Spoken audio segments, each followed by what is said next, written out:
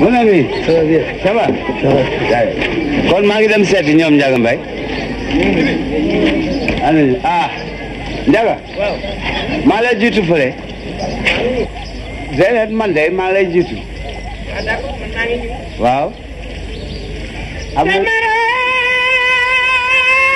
Mamara ko sadam. Gaynde sama daga. Ñala gaynde. Tangal mangaya. Bajana viteno. Gaynde sama daga.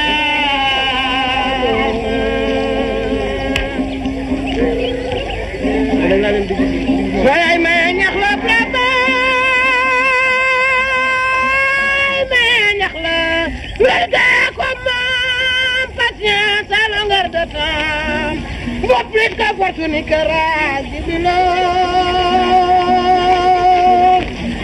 C'est comme ça qu'on dit Nombada. Nombada. Voilà. C'est comme ça qu'on dit en Peul Pulaar. Voilà. Bienvenue. Alors, et dans l'actualité de Baaba Maal, je disais tout à l'heure, pointure planétaire, et le mot est très illustratif de votre carrière. Il y a un nouvel album, The Traveler. Vous êtes un perpétuel voyageur. Il y a une mini-tournée. Vous êtes reconnu à l'échelle de la planète comme étant le principal des ambassadeurs de la culture Peul Pulaar, on va dire Fulani. Le grand Fouta. Alors c'est le nord du Sénégal, ça va jusqu'au Mali en passant par la Guinée. Cet album, c'est un peu la continuité de votre travail depuis tant de décennies. Oui, c'est la continuité de télévision. Parce que télévision, j'ai commencé à aborder un peu une fusion entre la musique africaine traditionnelle, donc les instruments traditionnels, et avec un peu de l'électronique. Maintenant, c'est un peu plus poussé parce que j'ai rencontré quelqu'un qu'on appelle Johan Hugo, qui a un concept qui s'appelle The Very Best. Il est de la Suède et qui est très fort en matière d'électronique, mais qui ne naturalise pas la musique africaine. Alors, ceux qui connaissent la drum and bass, qui connaissent les musiques électroniques, doivent également se souvenir que vous êtes l'un des pionniers dans cette tendance œcuménique. On en reparle dans quelques instants. Pour ceux qui découvrent The Traveler, on regarde tout de suite un extrait du nouveau répertoire de Baaba Maal.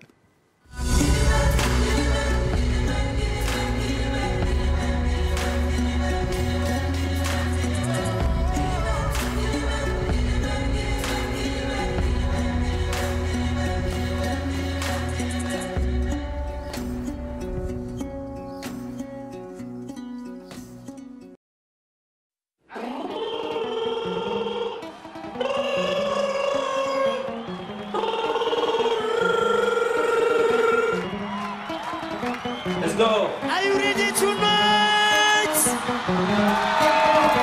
Everybody clap your hands. It's gonna be all right tonight.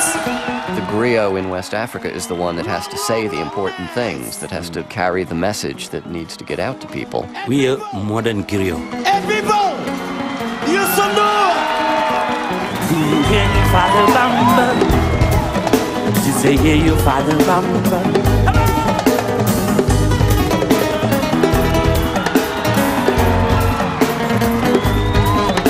Demain, il me changes. Every time I read your Hasid, my strong faith in you makes me survive in this crazy world. La musique fait partie de tout. Ma religion aussi fait partie de tout. Vraiment, c'est une idée qui me tient à cœur. C'est mon plus grand projet. C'est ce que Youssou m'a dit. Quelque part, il se disait que c'était pas pour nous. Les sages et les vieux, ils n'aimaient pas. Here we are in Africa and we didn't believe in it. C'est bizarre. Elle a été reconnue ailleurs. The album is big, I'm telling you.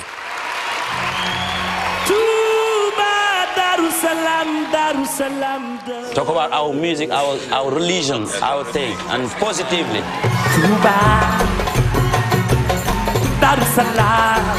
I think people coming with that sort of negative sense about Islam, that this is something that could help overcome that. Tolerance is possible.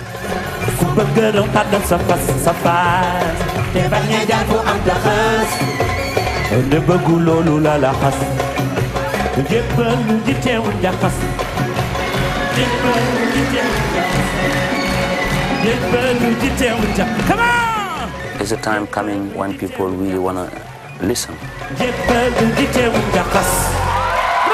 Sombre, car un monument de la musique sénégalaise vient de rendre l'âme. Thione Ballago Seck est né le 12 mars 1955 à Dakar et décédé ce 14 mars 2021.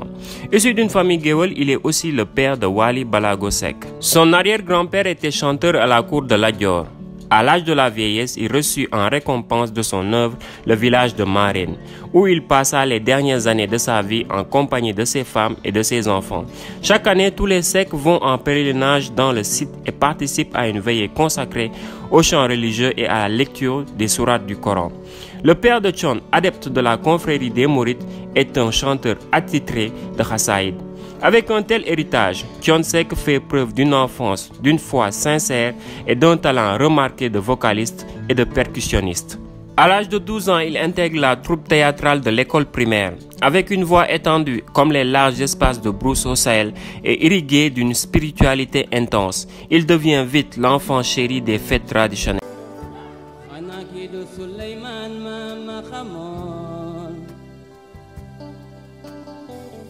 ndaxam alal dana soppi doomu aadama ma ne mbokk ñaar ñoo koy dox bu la am jëy ba nga foog ne yabaga bul xool li nga am seetal li ñu bokk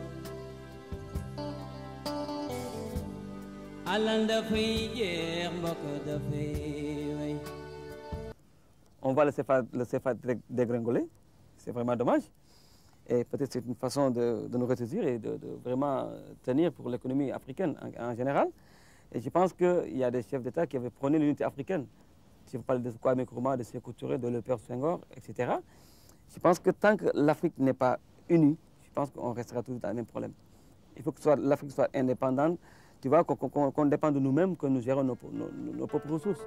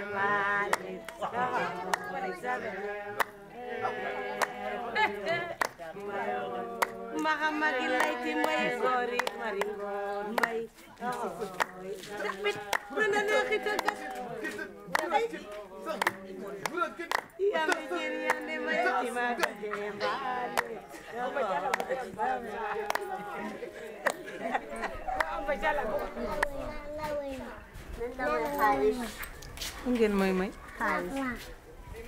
saafara man kay junni laa bëgg junni lay may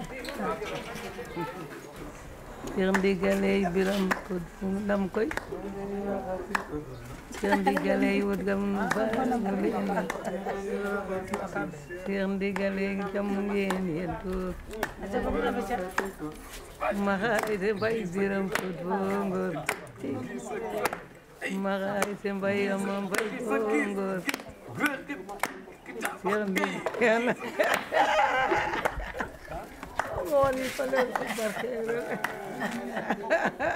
moom moo yor Aïda ak njabootam Jaxaw man itam moo ma yor Samb ak njaboot ak sama njaboot moom moo yor njaboot bu ne bii te xool nga li ni ci kër gi yëpp moom moo leen di dundal franchement parler maire bi kontaan nañ ci moom buñ ko mënoon mu dund ak ñun ba 100 ans d'avance 100 ans ci kanam. ah duma ñëw di am xaalis bay leen ñuy son te siin léegi neexul dara duñu am dara.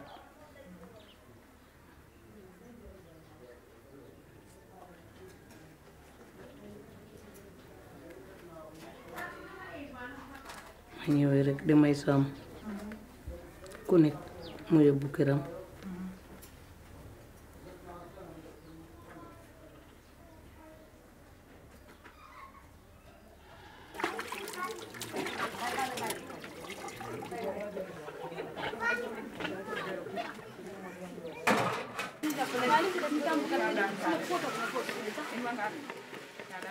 awa kon xam nga ne ànd bi dafa neex ànd bi dafa neex daal àndu famille daal ne ànd bi dafa neex. du ngeen aw yéen maa ngi leen di jàngal way du ngeen aw ñii ma leen di def du ngeen aw nag. aw leen ma dégg aw leen ma dégg. waaw ànd bi dafa neex ne ànd bi dafa neex daal àndu famille daal ne ànd bi dafa neex. waaw. ànd famille daal ànd bi dafa neex. Sam munoo door beneen nag ba pare ma may la jaga ñaata laa dese yow ñaar fukk juróom téeméer hii téeméer baax na de téeméer kon nga jàpp tey de. Samba Mbayaan ku ko way buur mu xam wayam. Samba Mbayaan séri mami ba mu yegg see la xel yi daal. Samba Mbayaan ku ko way góor mu xam wayam. Ouvrir le bal, la voix de Souleymane Faye, le grand frère, pour Djeleti, version live pour Couleur Tropicale. C'est aussi ça le bonheur.